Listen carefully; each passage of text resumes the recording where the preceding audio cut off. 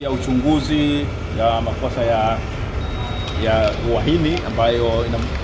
jamhuri dhidi ya Tundu Mughwai Antipas Lissu ilikuwa imeitwa mbele ya hakimu mfawidhi Kiswaga hapa katika mahakama ya hakimu kazi wa Dar es Salaam Kisutu. Leo katika siku ya leo jamhuri imesema kwamba inaomba ahirisho la kesi kwa sababu bado hawajafanya uamuzi wa kuweza kumshtaki rasmi mshtakiwa Tundu Antipas Mughwai Lissu.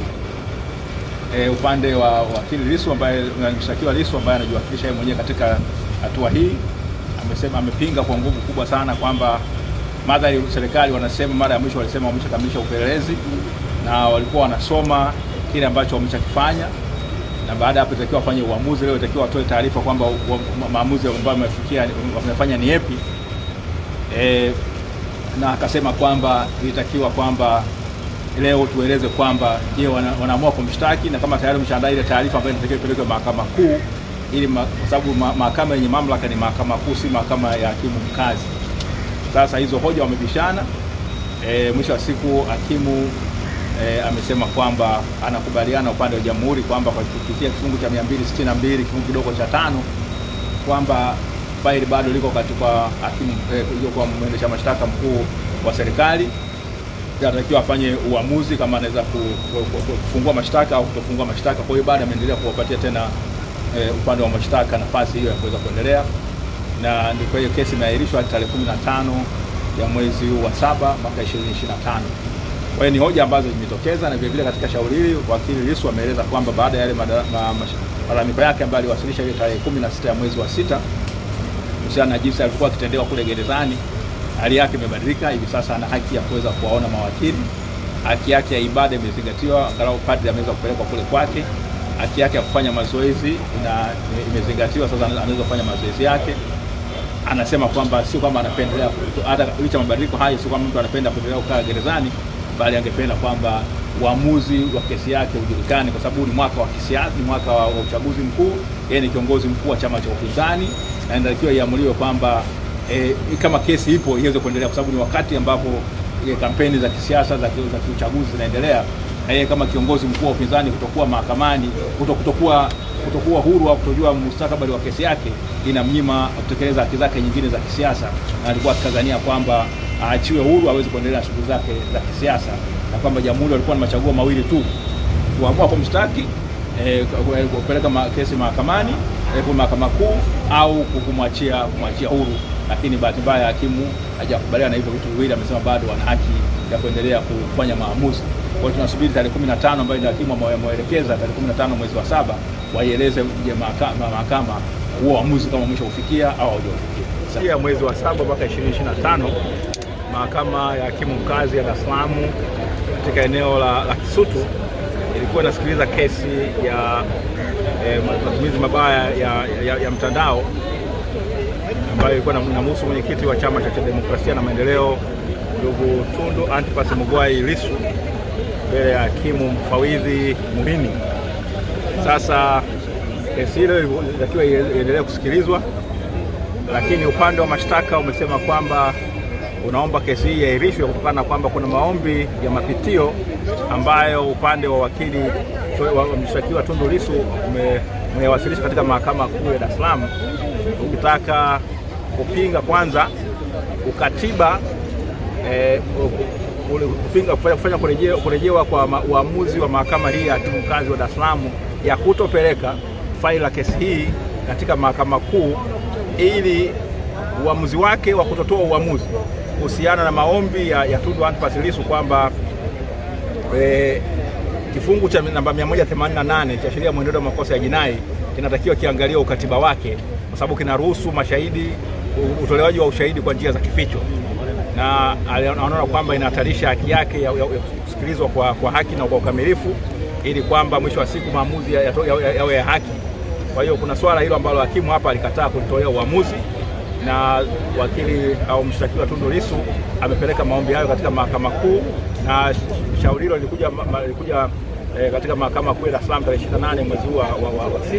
mwezi wa sita ambao mwezi umepita, ambako Jaji Mkwizu alisikiza mapingamizi ya serikali kwa sababu serikali waleta mapingamizi kule, na tarehe 11 mwezi wa 7 mwezi huu mwaka huu atatoa uamuzi wake juu ya mapingamizi ya serikali. Aidha, kuna kesi nyingine ya pili ambayo imepelekwa mahakamani ambayo inapinga vile vile kutolewa kwa jinsi kile kiapo ambacho serikali iliruhusu, yale maombi ambayo yaliruhusu serikali kuleta mashahidi wao kwa kificho, kwamba kwa kuyasoma tu, kwa sababu ilisikizwa upande mmoja, yanaonyesha kwamba hapa kuwepo na ushahidi au mazingira ya kutosha kumwezesha hakimu kuweza kufikia uamuzi ule aliofikia wa kuruhusu kutolewa ushahidi wa kificho kwa watu ambao sio maaskari. Kwa hiyo na hiyo swala vile vile liko kwa hakimu au kwa Jaji Elizabeth Mkwizu katika mahakama kuu ya Dar es Salaam. Sasa kutokana na kuwepo kwa mashauri hayo mawili, upande wa jamhuri umeomba kwamba kesi hii iahirishwe. Kwa upande wa utetezi, mawakili wa utetezi tulipinga hoja hiyo, tukasema kwamba hayo hayahusiani, sababu mashahidi ambao walikuwa wakitoa ushahidi hapa katika mahakama hii ni wale ambao ni maaskari, kwa maana hiyo hawahitaji wa uficho. Kwa hiyo ilikuwa ni kwamba tu ni njama au ilikuwa kama ni mpango wa serikali kuchelewesha kusikilizwa kwa kesi hii. Lakini mwisho baada ya hizo hoja zote, hakimu amesema kwamba yeye anaamua kuahirisha shauri hili hadi kwa tarehe ambayo itajulikana, ikisubiri kwamba maamuzi ya mahakama kuu katika mashauri ya mawili ya mapitio yaweze kutoka, na baada ya mapitio ya maamuzi ya mahakama kuu kutoka kuhusiana na mambo mawili ambayo yamewasilishwa kwa niaba ya Tundu Antipas Lissu kule mahakama kuu, ndipo kesi itaweza kujulikana kwamba itakuja lini. Kwa hiyo kwa hii kesi ya mambo ya uchochezi ya sheria za mitandao, kwa hapa kesi imeahirishwa mpaka tarehe itakapokutana tena na mahakama baada ya maamuzi ya mahakama kuu kuwa yametoka. Asante. Cha sheria mwenendo wa makosa ya jinai kinatakiwa kiangalia ukatiba wake, kwa sababu kinaruhusu mashahidi, utolewaji wa ushahidi kwa njia za kificho, na anaona kwamba inahatarisha haki yake ya kusikilizwa kwa haki na kwa ukamilifu, ili kwamba mwisho wa siku maamuzi yawe ya haki. Kwa hiyo kuna swala hilo ambalo hakimu hapa alikataa kulitolea uamuzi, na wakili au mshtakiwa Tundu Lissu amepeleka maombi hayo katika mahakama kuu, na shauri hilo lilikuja katika mahakama kuu ya Dar es Salaam tarehe 28 mwezi wa sita ambao mwezi umepita, ambako Jaji Mkwizu alisikiza mapingamizi ya serikali kwa sababu serikali waleta mapingamizi kule, na tarehe 11 mwezi wa 7 mwezi huu mwaka huu atatoa uamuzi wake juu ya mapingamizi ya serikali. Aidha, kuna kesi nyingine ya pili ambayo imepelekwa mahakamani ambayo inapinga vile vile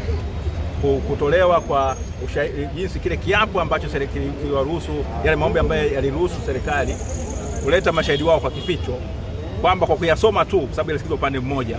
yanaonyesha kwamba hapa kuwepo na ushahidi au mazingira ya kutosha kumwezesha hakimu kuweza kufikia uamuzi ule aliofikia wa kuruhusu kutolewa ushahidi wa kificho kwa watu ambao sio maaskari. Kwa hiyo na hiyo swala vile vile liko kwa hakimu au kwa Jaji Elizabeth Mkwizu katika mahakama kuu ya Dar es Salaam. Sasa kutokana na kuwepo kwa mashauri hayo mawili, upande wa jamhuri umeomba kwamba kesi hii iahirishwe. Kwa upande wa utetezi, mawakili wa utetezi tulipinga hoja hiyo, tukasema kwamba hayo hayahusiani, sababu mashahidi ambao walikuwa wakitoa ushahidi hapa katika mahakama hii ni wale ambao ni maaskari, kwa maana hiyo hawahitaji wa uficho. Kwa hiyo ilikuwa ni kwamba tu ni njama au ilikuwa kama ni mpango wa serikali kuchelewesha kusikilizwa kwa kesi hii. Lakini mwisho baada ya hizo hoja zote, hakimu amesema kwamba yeye anaamua kuahirisha shauri hili hadi kwa tarehe ambayo itajulikana, ikisubiri kwamba maamuzi ya mahakama kuu katika mashauri ya mawili ya mapitio yaweze kutoka, na baada ya mapitio ya maamuzi ya mahakama kuu kutoka kuhusiana na mambo mawili ambayo yamewasilishwa kwa niaba ya Tundu Antipas Lissu kule mahakama kuu, ndipo kesi itaweza kujulikana kwamba itakuja lini. Kwa hiyo kwa hii kesi ya mambo ya uchochezi ya sheria za mitandao, kwa hapa kesi imeahirishwa mpaka tarehe itakapokutana na mahakama baada ya maamuzi ya mahakama kuu kuwa yametoka. Asante.